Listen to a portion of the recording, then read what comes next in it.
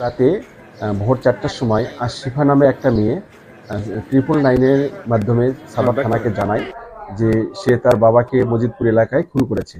তো মজিদপুর হলো সাভার থানার একটা এলাকা। তো সেখানে তাৎক্ষণিকভাবে এসআই ইমরানের নেতৃত্বে একটা টিম খুব দ্রুত সেই জায়গায় পৌঁছার পরে দেখে যে ৬তলা বিল্ডিংয়ের পঞ্চম তলায় হলো আব্দুস সাত্তার নামক একজন লোকের ডেড বডি পড়ে রয়েছে। তো তার শরীরে বিভিন্ন জায়গায় ছুরির আঘাত অবস্থায় তাকে দেখতে পাওয়া যায়। দেখার পরে তখন আশিফাকে জিজ্ঞাসা করা হয় যে এটা সে কেন করেছে। তখন সে বলে দীর্ঘদিন ধরে তার বাবা তাকে শারীরিকভাবে নির্যাতন করত এবং যে করে হোক হয়রানি করত।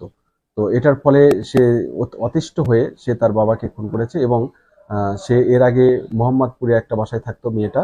তার মা মারা যাওয়ার পরে সে তার বাবার সাথে মজিদপুরে আরও দুটো মেয়ে সহ একই জায়গায় ভাড়া থাকতো।